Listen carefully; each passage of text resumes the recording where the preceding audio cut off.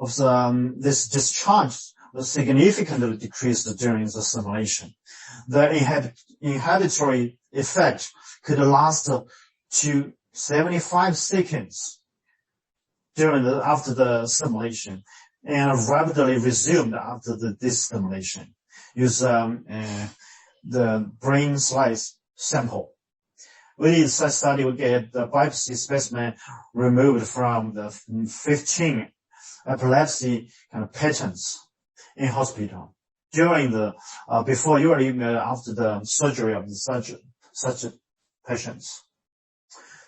More study, the effectiveness of the ultrasound modulation was identified by the penicillin-induced epilepsy model in non-human primates. After the injection, the 2 monkey models were monitoring for the behavioral seizures by continuous video EEG recording. We found the model could be successfully built, and the ultrasound simulation then applied. So the simulation in the experimental data found decreased the actual spikes activity in the penicillin-induced epileptic monkey models. In addition, we observed that the mean number of the seizure per hour in the ultrasound simulation group was lower than that of the sham simulation group. Actually, you can see the signal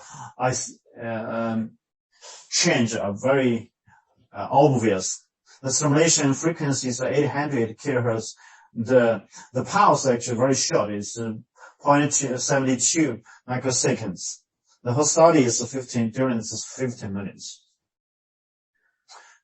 Brain stimulation on large animals like non-human primates with hard skull requires some array transducer to have better steering ability to stimulate the various brain circuits of the skull in the brain.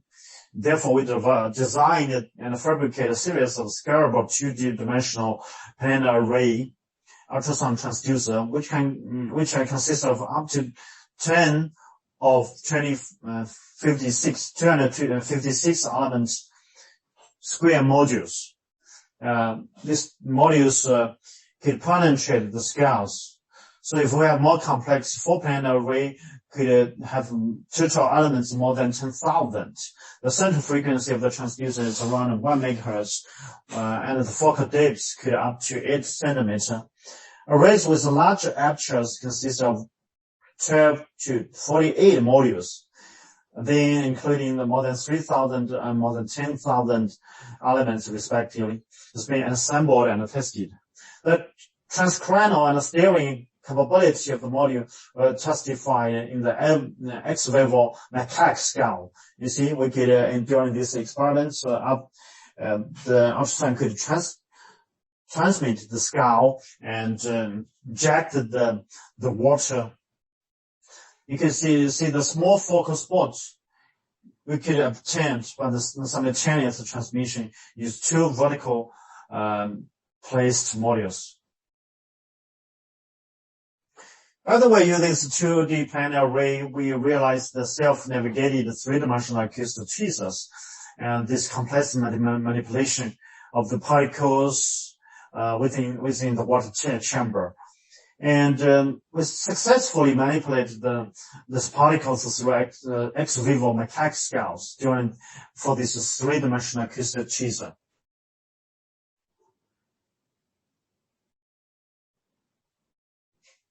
So next part were some MI-guided ultrasound brain stimulation study in non-human primates. So besides the EEG and behavioral analysis, MI actually is a really powerful tool for brain function imaging, and it's a perfect tool to work with ultrasound. So this kind of study could be very important for the precise kind of therapy and stimulation. So localization of the ultrasound stimulation is the first step. You put the transducer in the chamber in the where we are targeting. So the principle of the MI-RFA is the technology using acoustic radiation force to push the tissue, and this push induces the displacement created imaged by MI image. So we do the MRI imaging reconstruction by this gadgeting platform to acquire data to reconstruct image, and we use high speed real-time MRI system. We also develop our own MRI monitoring software. We call it MRFIB. It can quantify both the temperature and the displacement map during the simulation. And from the displacement map, the actual transcranial focus of the ultrasound can be easily found. And also, this procedure does not rely on the temperature change. The temperature is rise, which we could monitor during the simulation to see if the temperature rise, the possible damage, hurt on the brain tissue, and also the possible damage on the neuron. So we use temperature monitoring, MRI thermometry, use proton resonant frequency shift effect to see the signal change, especially the phase signal change during the MRI imaging. So we testify the accuracy of the thermometry algorithm in the Corning-Alga phantom. It could be very precise. The accuracy could reach the 0.2 degree. The temperature change during the modulation, actually, because the time of the simulation is very short. You are doing the microseconds kind of range.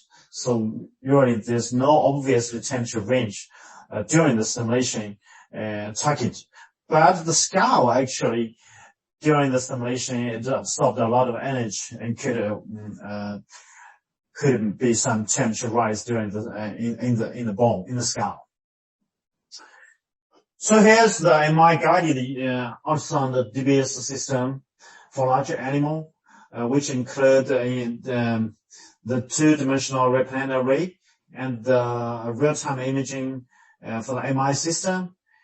And the software shows the place we are targeting, the temperature rise, the both signals, and the T1, T2 weighted images. And but this software is quite powerful. Here we use 252 channel for the simulation. For the real-time imaging and very sensitive capture of the signal, we developed 8-channel kind of IF coils for the monkey brain image. And this system should also have high performance IF signal systems. The gradient system or MRI system is quite important since it's the engine for the faster scan. We developed with the industrial partner United Imaging with the new 2 megawatt and new 3.5 megawatt gradient power amplifier to support the fine scan of the MRI imaging, and especially for the DTI imaging and very sensitive the both signal acquisition and the real-time share of the temperature and the localization. So we stimulate the primary visual cortex monkeys with 300 kilohertz Fox ultrasound to study the visual cortex on an animal, to see if the stimulation can really induce the neural activity similar to the light stimulation. While the monkey is looking at the light stimulation induce the neural activity known. And if we stimulate them on primary visual cortex V1 area, if this stimulation could induce the similar neural activity in the neural circuits. So after confirming the targeting position, MRI both signal was carried out kind of for evaluation of the neuron response. So actually you can see this brain function response caused by the ultrasound on the visual cortex. It's quite similar to the real visual stimulation in the left part. The right part actually shows the ultrasound results. So it may show that the ultrasound's potential to enhance the neuron plasticity kind of training, and maybe for the artificial kind of artery kind of development.